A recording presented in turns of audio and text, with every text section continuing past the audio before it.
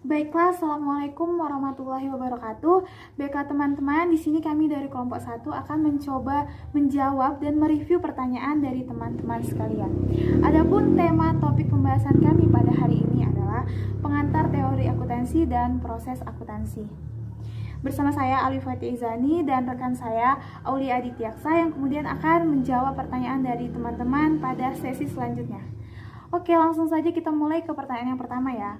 Pertanyaan pertama ini datang dari kelompok 3 yang soalnya adalah sebutkan dan jelaskan beberapa kata kunci yang membentuk pengertian akuntansi secara proses dan fungsi. Oke, baiklah, tapi sebelum itu saya akan menjabarkan pengertian akuntansi secara ilmiah. Jadi, sebagaimana kita ketahui bahwa akuntansi itu ditemukan pertama kali oleh Bapak akuntansi kita yaitu Bapak Luca Pacioli pada tahun 1497. Dan kata akuntansi itu sendiri diadopsi dari bahasa Inggris yaitu accountancy yang berarti perhitungan dan pengelolaan atas informasi laporan keuangan yang kemudian akan menghasilkan laporan keuangan yang bermanfaat bagi suatu perusahaan. Lalu, akuntansi sebagai suatu proses dapat diartikan sebagai suatu proses pencatatan, pengklarifikasian, dan pengelolaan data dari historical transaksi yang kemudian akan menghasilkan laporan keuangan perusahaan secara relevan.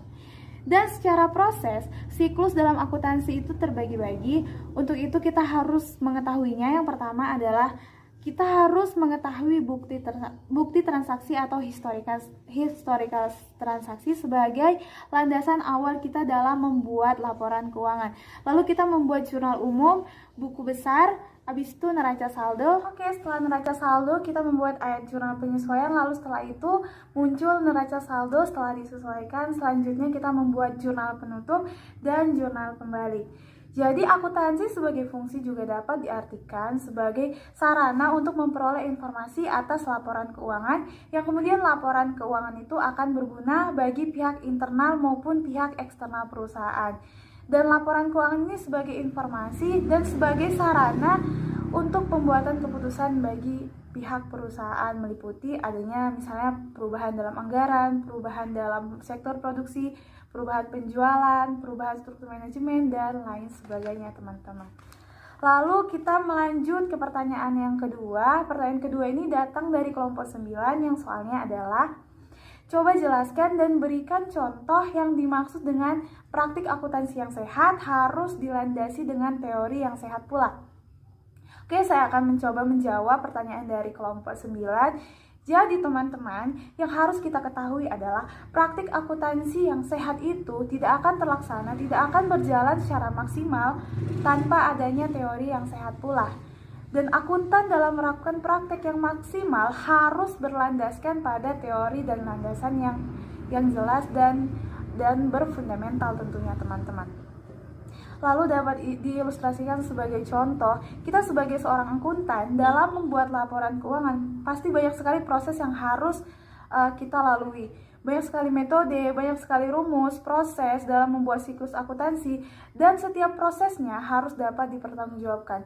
Dan di dalam melakukan praktek dalam pembuatan laporan keuangan teman-teman, kita harus dapat mengikuti standar yang ada, yaitu kalau akuntansi mengikuti standar PSAK. Dan pada intinya, jika seorang akuntan melakukan praktek tidak sesuai dengan landasan, maka kemungkinan besar akan terjadi kecurangan. Baik, melanjut ke pertanyaan selanjutnya. Pertanyaan selanjutnya ini datang dari kelompok 5 yang soalnya sebutkan perkembangan akuntansi dari masa ke masa. Oke, saya akan mencoba menjelaskan tentang perkembangan akuntansi dari masa ke masa. Jadi teman-teman, sistem pembukuan ini pertama kali dikenal pada tahun 3600 sebelum Masehi di Babilonia. Jadi pembukuannya pun masih sangat sederhana, masih ditulis dalam batu, pelepah, kulit kayu, dan lain sebagainya. Lalu di abad ke-15, Bapak akuntansi kita, Bapak Luca Pacioli telah menerbitkan suatu sistem pembukuan berpasangan. Dan perlu kalian ketahui bahwa profesi pertama yang telah menerapkan sistem pembukuan berpasangan adalah seorang pedagang dari Italia. Lalu kita masuk ke abad 17 dan 18. Jadi perkembangan akuntansi dari abad ke abad itu telah mengalami perkembangan yang cukup pesat ya teman-teman. Jadi di abad 17 dan 18, seseorang telah bisa memperkirakan aset dan modalnya harus disalurkan kemana. Lalu di abad ini juga telah ditemukan sistem debit dan sistem kredit supaya pencatatannya bisa lebih balance ya. Lalu masuk ke abad 19 dan 20.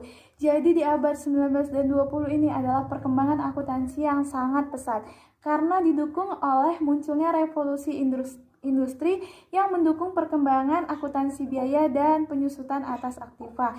Di abad ke-20 ini juga telah adanya pelaporan atas pajak yang mendukung seseorang untuk membuat pelaporan secara akuntansi.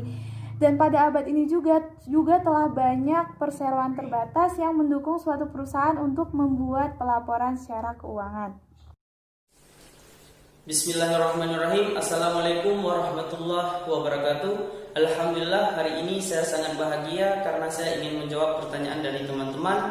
Sebelumnya perkenalkan, nama saya Aulia Aditya Eksa dari kelompok 1. Dan terima kasih kepada rekan saya Alwi Fatia Izani. Langsung saja, pertanyaan pertama yang akan saya jawab dari kelompok 7, Miftahul Jannah Nasution. Pertanyaannya, kenapa dalam upaya memecahkan masalah-masalah dalam akuntansi memerlukan pendekatan? Dan apakah masing-masing pendekatan tersebut saling berhubungan satu sama lain? Jawabannya sangat jelas sekali. Dalam memecahkan suatu permasalahan pada akuntansi harus disertai adanya pendekatan, karena dalam pendekatan pada teori akuntansi memiliki sistem dan cara-cara apa saja untuk mengatasi masalah. Setiap pendekatan memiliki penjelasan masing-masing. Nah, dari situlah kita mengetahui apa saja yang harus kita lakukan demi mencapai target yang sudah terstruktur ataupun yang sudah direncanakan sebelumnya pada pekerjaan. Masing-masing pendekatan pada akuntansi memiliki makna dan penjelasan yang berbeda-beda. Namun, masing-masing pendekatan tersebut memiliki persamaan tujuan untuk kelancaran ataupun pada akuntan untuk menjalankan tugasnya. Pertanyaan kedua yang akan saya jawab dari kelompok 11, Raudatul Jannah. Pertanyaannya, apakah dalam melakukan proses akuntansi atau melakukan pencatatan perlu menerapkan teori akuntansi? Jika ada, tolong jelaskan teori apa saja yang cocok digunakan atau diterapkan saat melakukan proses akuntansi. Jawabannya, iya. Dalam proses akuntansi perlu menerapkan teori akuntansi. Dengan adanya teori ini bertujuan menjelaskan hubungan dari berbagai variabel yang ada dalam struktur akuntansi sehingga memprediksikan fenomena yang mungkin terjadi. Tanpa teori, kemungkinan akuntan sedikit kesulitan memperkirakan apa yang akan terjadi. Menurut saya, semua teori cocok dan layak diterapkan pada proses akuntansi. Dan tidak ada yang tidak cocok ataupun tidak layak diterapkan. Jadi semua teori cocok diterapkan. Teman-teman semua, ini pertanyaan terakhir yang akan saya jawab. Pertanyaan dari kelompok 13, Zuhura. Di dalam pembahasan tentang teori akuntansi dijelaskan secara detail mengenai sifat-sifat akuntansi. Salah satunya adalah akuntansi sebagai bahasa.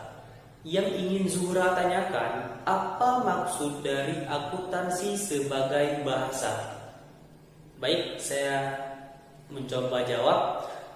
Yang dimaksud akuntansi sebagai bahasa karena merupakan suatu alat untuk menyampaikan informasi keuangan kepada pihak-pihak yang memerlukannya.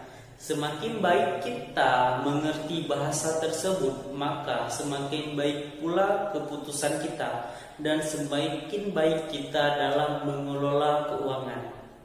Mungkin itu saja dari kelompok kami. Jika ada kesalahan atau kekurangan, kami mohon maaf. Semoga apa yang kami sampaikan dapat bermanfaat bagi teman-teman semua dan kami pribadi. Wabillahi taufiq wal hidayah. Assalamualaikum warahmatullahi wabarakatuh. Jangan lupa subscribe, like, dan komen.